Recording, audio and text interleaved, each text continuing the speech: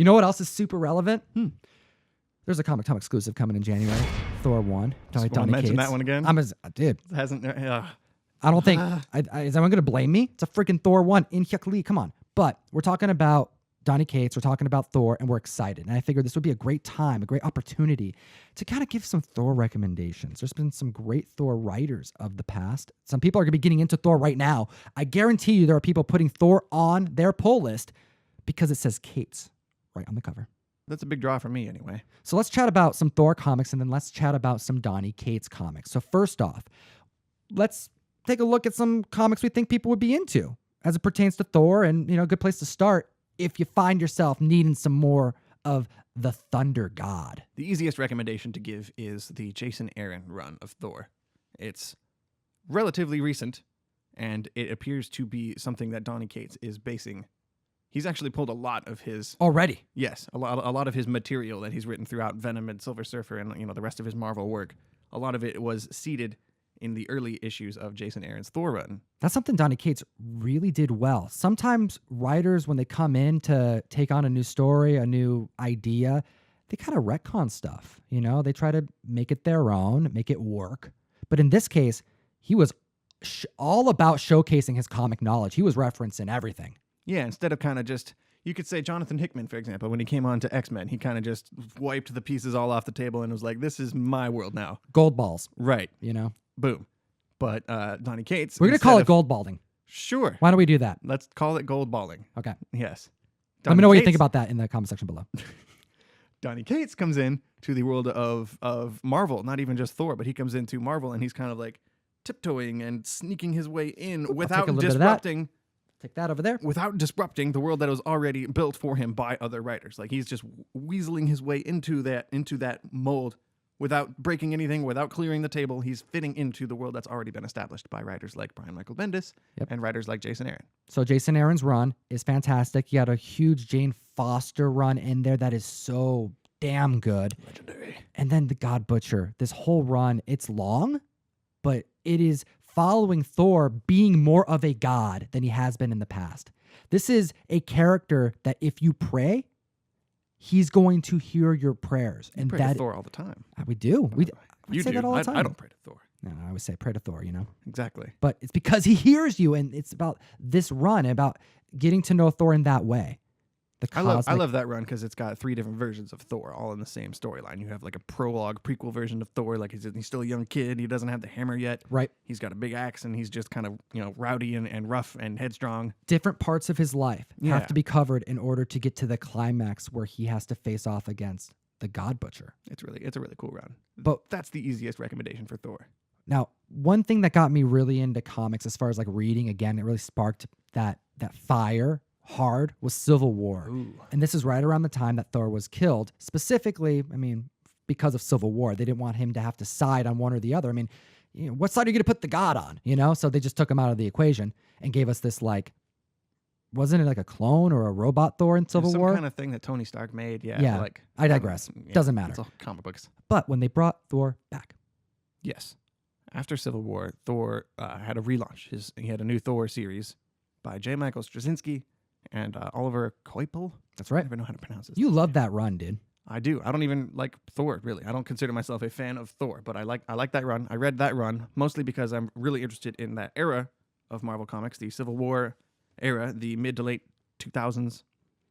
This Thor run is interesting because it deals with the kind of rebirth of Thor and the rebirth of Asgard, the rebirth of all of the Asgardians who everyone died in Ragnarok. Remind me, where was Asgard in this story run? This story involves Asgard being rebuilt, I guess, reconstructed floating just above a small town in Oklahoma. Right. In Midgard. Asgard is in Midgard, and the whole run is about Thor kind of reawakening. He's kind of got a little bit of amnesia. He has to find the rest of the Asgardians and kind of reawaken their memories. And it's all just a really cool build-up for what happens later on in Siege, for example, in the Dark Avengers and Norman Osborn and all of that. He kind of lays siege to Asgard, and it's a whole big thing. Now, cool era, really great era, great era comics, and a lot of those runs are fantastic. So now let's take a look at one of the classic runs, one that really cemented Thor as a cosmic avenger, someone who is going into space, traveling dimensions. We have Walt Simonson's classic run, and he did it for, what was it, like 5 years? Yeah, he was the writer and the artist for a while, and then he stopped drawing, but he kept writing for, I think, another year after he stopped drawing. So there you go. There's some stories that you can dive into and enjoy. But let's chat about the writer of this Sure. new comic book that's coming out. I don't think we've mentioned him before. Nah, Sir Cates hasn't been a writer that we've It's this talked writer about. at Marvel called Donny Cates, who writes various comic books, and he's pretty cool. Yeah. So there's a handful of comics that I want to discuss right now. The first being one of my favorites that introduced me to him as a writer, which was Thanos Wins. Yeah. What a crazy, awesome comic this was. And this was a comic that I thought for those who are down to try out comic books and want to read a superhero comic, this is a great one to just be like, you know what? Here you go. Takes place in the future and just read it. You don't have to know too much about like all the crazy convoluted present day stuff that's going on, as long as you have a general idea of like who Thanos is as a character, which shouldn't be hard for people now that, you know, Endgame is a thing. Everyone knows who Thanos is. Exactly. So this is a dystopian future where Thanos wins. And not just like wins, like he really wins. Yeah. He takes everybody out. He's got Hulk on a leash in his basement. That's badass. It is so badass. I mean, Cosmic Ghost Rider gets introduced. We have I'm not even going to get into it. If you haven't read it yet, read it. You're going to love it. It's a great intro to anything Donny Cates has written. But let's say that that's a little bit too mainstream and you want to go a little bit more independent. Well, he did some of that too. I think a very good intro to Donny Cates, especially because it's so short and just straight to the point. It's punchy. Is God Country. Dude, it's a short series. It is. You can read it in like one afternoon. Yeah, one sitting, and they have it on trade. Mm-hmm. And it's pretty unique. It follows Emmett, who has some mental difficulties. He's suffering from.